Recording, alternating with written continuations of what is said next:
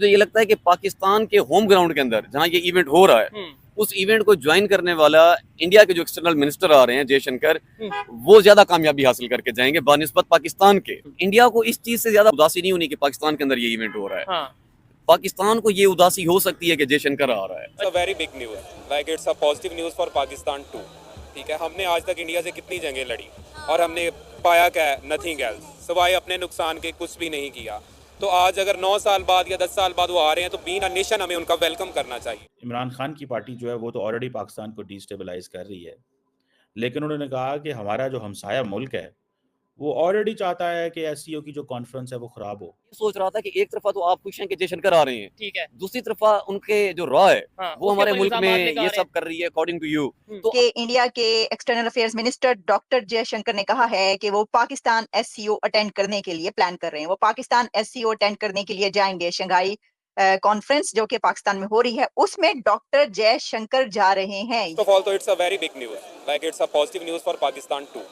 ठीक है, हमने आज तक इंडिया से कितनी जंगें लड़ी और हमने पाया क्या है? नथिंग एल्स, सिवाय अपने नुकसान के कुछ भी नहीं किया। लेकिन एससीओ की मीटिंग से 2-3 दिन पहले ही पाकिस्तान से ये खबर आई है कि बलोचिस्तान में अटैक हुआ है जिसमें 20 के राउंड अबाउट माइनर्स की जानें गई हैं।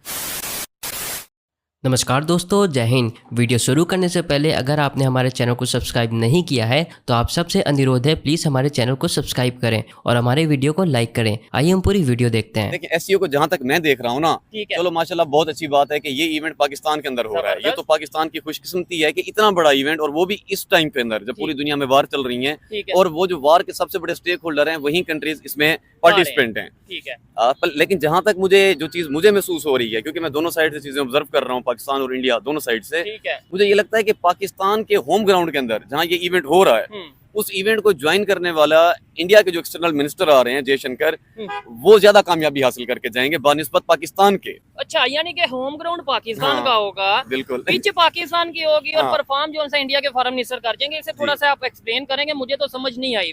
बहुत अच्छे। अच्छा, इसको मैं आपको बताता हूँ किस तरीके। अभी तक बेसिकली इंडिया ने वैसे तो अभी तक जो अपनी इंटरनेशनल रिलेशन में रखे हुए हैं ताल्लुकात बाकी सब कंट्रीज के साथ, उनकी कोशिश ये होती है कि एक न्यूट्रल ताल्लुक जाए, क्योंकि डिप्लोमेटिकली वो बहुत अच्छा खेलते हैं, हर कंट्री के साथ उनके ताल्लुकात हैं। लेकिन पास्ट कुछ टाइम पीरियड के अंदर ना उनके ताल्लुकात ईरान से अच्छे नहीं जा रहे। इतने अच्छे नहीं जा रहे। जैसे पहले उनसे वो ईरान वो लेते थे, तेल लेते थे, गैस लेते थे, वो उन्होंने जब से वो सैंक्शंस लगाई है यूएसए ने, उन्होंने उनसे वो लेना बंद कर दिया है। इसी तरह उनके अफगानिस्तान के साथ भी अच्छे ताल्लुकात नहीं जा रहे। उसकी भी एक वजह ये है कि जब अफगानिस्तान की गवर्नमेंट आई तो ज्यादातर जो तालिबान है उस ग्रुप ने जिसने उसकी गवर्नमेंट को टेक ओवर किया, वो पाकिस्तान के हमारी जो स्टेट एजेंसी थी वो उनके स्टूडेंट्स भी कह सकते हैं या उनके साथ उनका ज्यादा सॉफ्ट कॉर्नर है। लेकिन हम यहाँ पे मैं आपको ये जरूर कहना चाहूंगा, हम तो आए दिन ये सुनते हैं कि पाकिस्तान और अफगानिस्तान के बॉर्डर के आए दिन जो सा कंफ्लिक्ट देखने को मिलता है। कभी यहाँ से यानी कि पाकिस्तान में आके हमारे जो जवान है उन्हें तालिबान उठा के ले जाते हैं, आप कहते हैं हमारे रिलेशन बेहतर है। बहुत प्यारी बात आपने कही, मैं इसका डिटेल में जवाब देता हूँ, लेकिन पहले मैं अपनी ये वाली बात कंप्लीट करता हूँ। अब आप ये देखें, ये तो हकीकत है, जो आप कह रहे हैं ये भी हकीकत है, पर जो मैं कह रहा हूँ वो भी हकीकत है। पाकिस्तान के साथ उनके ताल्लुकात खराब हो सकते हैं, लेकिन इसका मतलब ये नहीं कि इंडिया के साथ उनके ताल्लुकात अच्छे हैं। अच्छा, जैसे ही तालिबान ने अपनी गवर्नमेंट संभाली उन्होंने फौरी ये बयान दिया था, क्योंकि इंडिया को तब डर पड़ा था। उन दिनों कश्मीर के अंदर भी काफी सरगर्मियां हो रही थी कि कहीं अफगानिस्तान के तालिबान आके यहाँ पे रिबेलियंस मतलब एक मूवमेंट ना करें। तो उन्होंने एक क्लियर पैगाम दिया था कि हम अपना लैंड किसी और की जंग के लिए कभी इस्तेमाल नहीं होने देंगे। यहाँ से उनकी एक न्यूट्रल पॉलिसी समझ आती है कि पाकिस्तान के साथ भले अगर उनके अच्छे ताल्लुकात ना हो, इट डजंट मीन कि इंडिया के साथ उनके बुरे ताल्लुकात हो जाएंगे। ठीक है, हाँ, ये बड़ी बात की है कि तालिबान ने आके इंडिया को या पूरी दुनिया को ये क्लियर कर दिया कि ऐसा नहीं है कि जी Pakistan Islamic country, brother country, और हम पाकिस्तान के लिए जाके कश्मीर में इंडिया के खिलाफ जंग लड़ लेंगे। उन्होंने बोला इंडिया के, इवन आप तो इंडिया के साथ बड़े वो ट्रेड कर रहे हैं, रिलेशन बेहतर कर रहे हैं। There is nothing like Muslim when it comes to international relation। अगर ऐसा होता तो सबसे ज्यादा अच्छे ताल्लुकात उनके चाइना के साथ हैं। चाइना में कौन से मुस्लिम है? वो तो मुसलमानों का सबसे ज्यादा कत्ल कर रहे हैं। अच्छा, तो कहने से मुराद ये है कि उनको इस टाइम ट्रेड करना है और चाइना ने वहाँ बहुत ज्यादा इन्वेस्टमेंट की हुई है। ठीक है। अच्छा, अब जो बात बेसिकली मैं कहना चाह रहा था कि इंडिया किस तरीके एससीओ में पाकिस्तान से ज्यादा अचीवमेंट हासिल कर सकता है, वो ये कि इंडिया अभी तक यूएसए का ज्यादा प्रो है। यूएसए, इजराइल, उसके दुनिया में इस टाइम 2 ब्लॉक हैं। सबसे बड़े जो ब्लॉक हैं दुनिया में वो इस टाइम 2 हैं। एक है आपका वेस्टर्न ब्लॉक, जो आप कह लें यूएसए, इजराइल, यूरोपियन, ये ब्लॉक आपका हो जाता है। दूसरा जो एक नया इमर्जिंग ब्लॉक है, रशिया, ईरान एंड चाइना, ठीक है, ये ब्लॉक है।